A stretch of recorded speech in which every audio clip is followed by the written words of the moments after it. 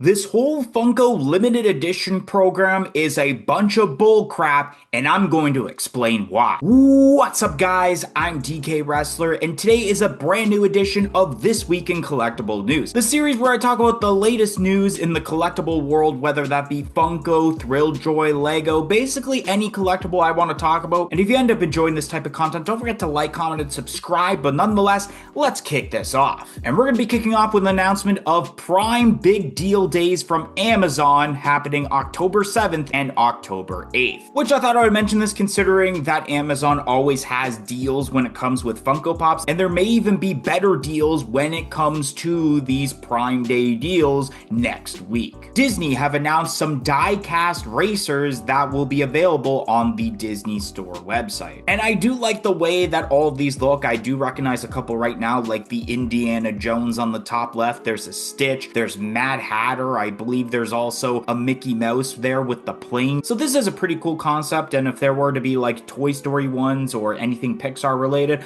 I'd probably go ahead and buy one of those. We got ourselves a set of pops for the upcoming Zootopia 2 movie. And this is a pretty cool set of pops. Not only do we have some original characters from that first wave like Judy and Nick, but there's also newer characters, especially Gazelle, that a lot of people were really excited about. Funko have announced the set of exclusives releasing throughout October for the limited edition program. Now, I think there are some pops here that are pretty cool, like the one for Diablo I think is pretty sweet, limited to 5,000 pieces. Of course, they're always killing it with the Jumbo-chan figures. They're doing another comic covers that's a Grail. And I know today, as I'm recording this video, was the release of that Billy the Puppet. That's a Supreme Pop limited to 9,500 pieces. Even though I never understand why people go crazy for 9,500 pieces, even though that's not really that limited. And speaking of the limited edition program, I'm going to get into my points in a little bit with another thing announced relating to that program. Kid Robot have announced a new set of collectibles for The Simpsons, including a glow-in-the-dark Donut Riot Punk Homer. It's not too often that I talk about Kid Robot, and they do put out some really cool collectibles, including some for The Simpsons, and I think the collectibles we have here look pretty sweet, including some of the Treehouse of Horror related characters like Raven Bart. Of course, that glow-in-the-dark Homer with the donut on his head looks really awesome as well. I think this is a pretty cool set of figures. Lego have announced a few sets, starting off with Fortnite with a Brickheadz 2-pack of Raven and Drift, a couple sets for the Netflix TV series Wednesday, and some more holiday sets exclusive to the Lego store. I do like the idea of Fortnite getting Brickheadz, especially with certain skins. I definitely will get one in the near future if one of them has Tomato Head. The Wednesday sets are pretty cool, especially the one where it's the chest and you do have Thing on top of it. And then I know some of the Christmas sets we did talk about, like the train set as well as the Christmas tree, but the other three involved, including the Santa Claus, I don't think we talked about previously,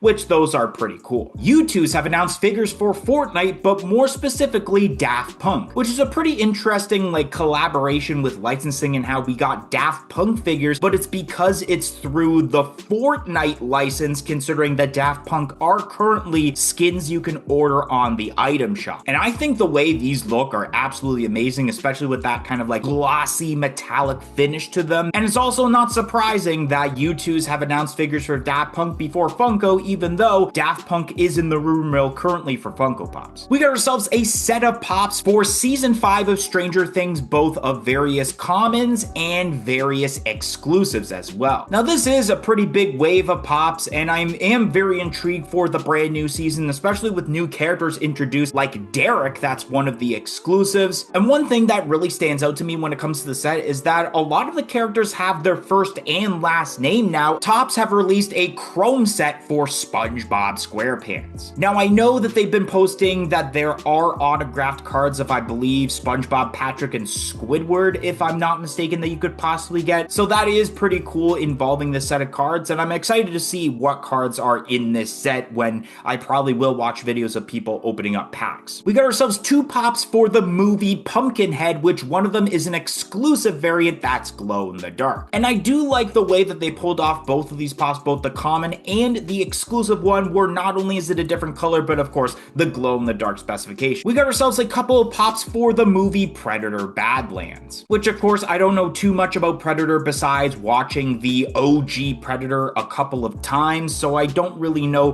what's going on here, but the pops that are here look pretty cool. We got ourselves a new set of Masters of the Universe pops with He-Man, Skeletor, and a brand new Orko, which is really cool to see a new Orko besides the facet version that will be releasing next weekend for New York Comic Con. And the way that the stylizations of these pops look pretty cool, because the way that these are giving me a vibe up right now is exactly what it looks like if you were to watch a 3D movie without wearing 3D glasses. So I wonder if maybe that's the point of these pops, and that maybe like if you took these out of the box and you put on a pair of 3D glasses, they kind of look more three-dimensional in a way, if you know what I'm trying to say. But the way that these colors look really nice, especially with each of these characters. We got ourselves a set of deleted scene Star Wars pops, and these look pretty cool, especially of course for those that may not know, Jabba the Hutt was originally going to be a human instead of the creature. We got ourselves some television pops of Adrian Monk as well as Dr. Gregory House. I don't know too much about Adrian Monk, but I do know who Dr. Gregory House is, and I've watched many episodes of House, and it's really cool that he actually is getting his own pop, and hopefully this is one of those cases where this should be the only pop that they release for the series. Shout out goes to Sentinel107 and Duh Unacceptable Viewer. And the reason that they ended up getting a shout out is because they joined our YouTube channel membership, which only cost $1.99 a month. Not only do you get the shout out, but you do get lots of other perks, including early access to every single video and shorts that we produce on this channel. So definitely consider joining our YouTube channel membership. It will be greatly appreciated and will go a long way of helping out this channel a lot. So definitely consider it, but let's get right back to the video. The first set of limited edition pops for Funko Europe have been announced, which has various pieces from the legendaries all the way until Supreme being released. So now the moment you've been waiting for is here, and the reason you probably clicked on this video of why I think the whole limited edition program is kind of bullcrap. And that is the fact that when you look at this list of the Funko Europe limited edition items, half of these were already released on the Funko Shop US website and are supposedly sold out. Like I'm noticing the Ultra Snow White that's translucent blue. There is the Chow from Sonic the Hedgehog that's a legendary pop. And this is kind of a speculation that I've had since this program started, where I don't think it's that limited piece worldwide. I think it's the limited piece per continent. So I have the calculator out right now, and I'm going to put 1200 for the limited piece for the legendaries.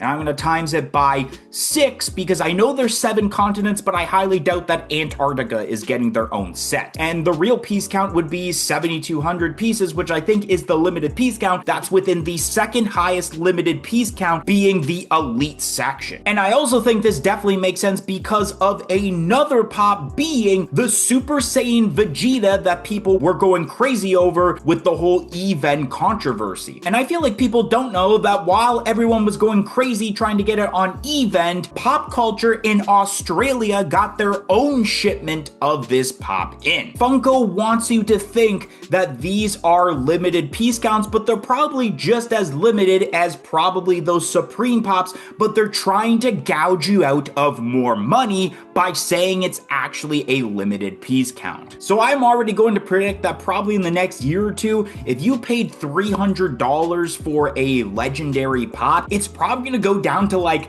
maybe somewhere between $50 to $100 in the next couple of years. U2s have announced a set of figures for Ben 10. Now I know we had about 1 or 2 previously that were announced, so it's cool to get more, especially one of Heat Blast. Thrilljoy have officially confirmed the Terrifier Art the Clown Pix figure that will be released for Hot Topic Scare Fair next week. I feel like, at least in my opinion, that the common one is a little bit better than the Chase in my opinion. I'd rather those like sunflower glasses than just seeing those creepy eyes. Maybe that's just my preference, because other than that, it's pretty much the same figure. And the last announcement we're going to talk about before our usual top 5 list is a new wave of Star Wars pops that are going to be exclusive to Target. I do like the variety of the Star Wars Wars pops and how they're a part of different things, like one of them being the deleted scenes Luke Skywalker, even though I'm not sure why they didn't just announce those at the same time as the 3 other deleted scenes pops. And I think the highlight of the set, in my opinion, is the first ever Funko Pop of Yaddle, which I think is absolutely awesome. Of course, Yaddle did appear in the Tales of the Jedi short series, so I'm glad that they did that, as well as the Jedi Count Dooku. So now moving to the top 5 list, kicking off with number 5, we got ourselves the Dr. Gregory House Pop. Coming in at number 4 on my list is the new Heat Blast figure from U2's. Coming in at number 3 on my list is the new wave of Stranger Things pops. Coming in at number 2 on my list is the Art the Clown Pix from Thrilljoy. And coming in at number 1 on my list is the Daft Punk U2's